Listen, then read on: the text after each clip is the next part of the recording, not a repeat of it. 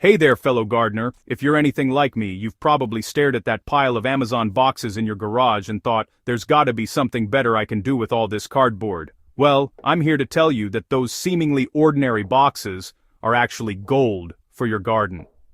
I'm talking about transforming that brown corrugated waste into the most incredible, nutrient-rich compost your plants have ever experienced.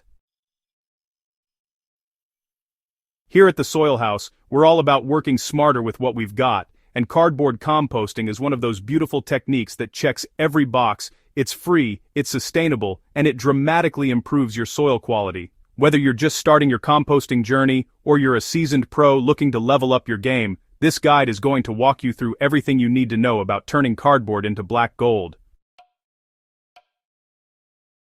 Let me start by sharing something that changed my composting game completely. Understanding that cardboard is essentially wood in a different form. It's made from trees, which means it's packed with carbon, and carbon is absolutely essential for creating balanced, healthy compost.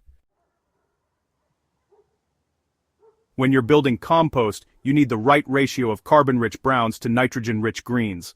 Most gardeners struggle because they have tons of greens like grass clippings, kitchen scraps, and garden waste, but not enough browns to balance things out.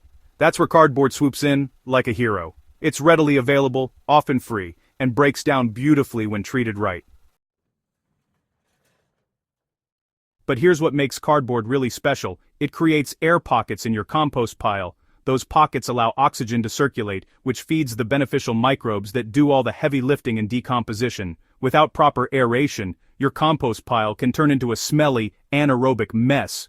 Cardboard prevents that while also absorbing excess moisture, keeping everything at that perfect, slightly damp consistency we're aiming for.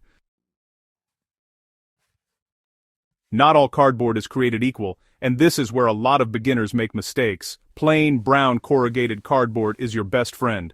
I'm talking about shipping boxes, cereal boxes, paper towel tubes, and egg cartons. These break down relatively quickly, and don't introduce anything nasty into your soil.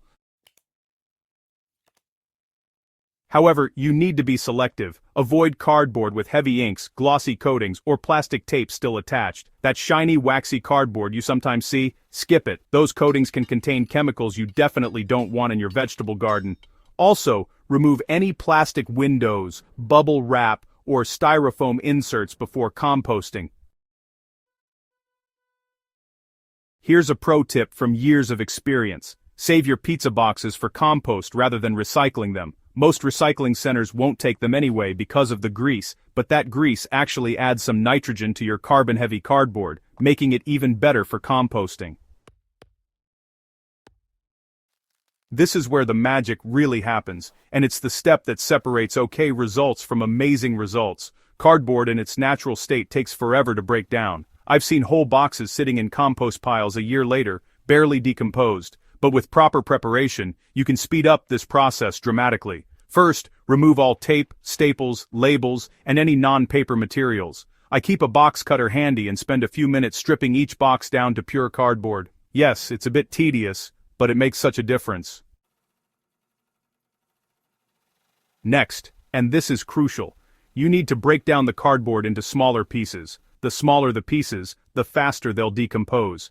I like to tear or cut my cardboard into roughly hand-sized pieces. Some composters get really serious and shred it, which works beautifully, but isn't necessary for good results. Alright, so, the final preparation step is honestly a game changer. Soak your cardboard. Just fill up a large bin or tub with water and submerge those cardboard pieces for at least a few hours. Though, overnight is even better if you can swing it. The water softens up the fibers and really jump-starts the decomposition process. When you pull out a piece of soaked cardboard, it should feel soft and pliable, almost papery. This saturated cardboard is going to integrate into your compost pile way more effectively than dry pieces ever could. Now, let's talk a bit about actually incorporating that cardboard into your compost system. The key principle here is layering. Think of it like building a lasagna, alternating between your carbon-rich cardboard and those nitrogen-rich green materials. You want to start with a layer of brown materials at the bottom for drainage. Then, add your soaked cardboard pieces, creating a layer that's about 3 to 4 inches thick. Don't compress it too much. Remember, we want those air pockets in there. On top of that, add a layer of green materials, like kitchen scraps, grass clippings, or manure. This green layer should be roughly the same thickness as your cardboard layer.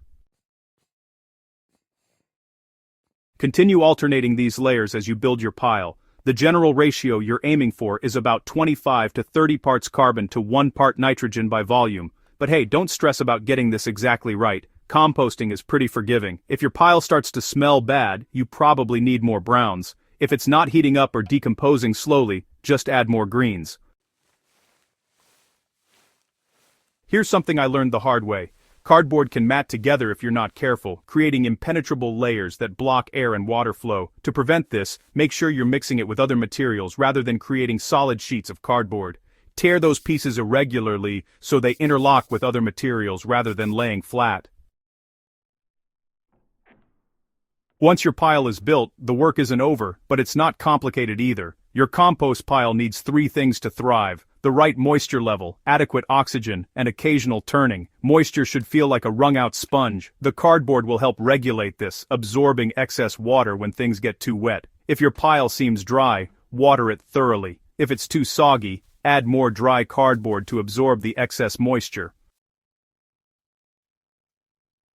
Temperature is another indicator of success. A healthy compost pile should heat up to between 130 and 160 degrees Fahrenheit in the center. This heat kills weed seeds and pathogens while accelerating decomposition. If your pile isn't heating up, it probably needs more nitrogen-rich greens or more frequent turning.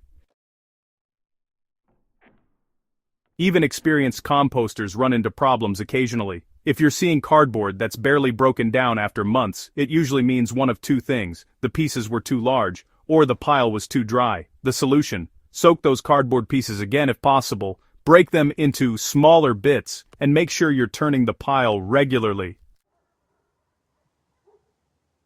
Sometimes you'll notice your compost pile attracting pests. This typically happens when you've added materials like meat or dairy, but cardboard itself won't cause this problem. Just keep adding cardboard layers over your food scraps to create a barrier that reduces odors and discourages critters.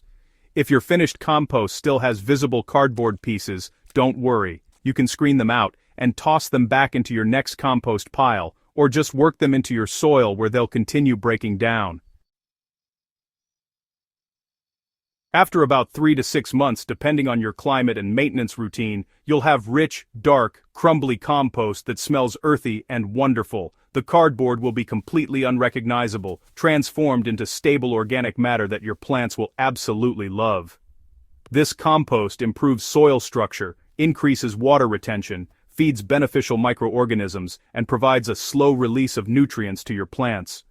I use it everywhere, mixed into garden beds, as a top dressing around established plants, and blended into potting mixes for containers.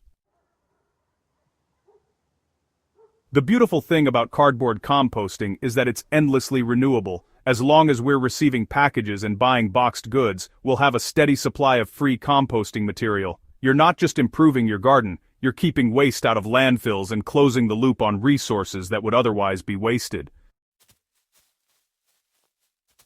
There you have it. Everything you need to know about turning that cardboard waste into the kind of compost that makes your garden thrive. I promise you, once you start seeing the results in your soil and your plants, you'll never look at a cardboard box the same way again.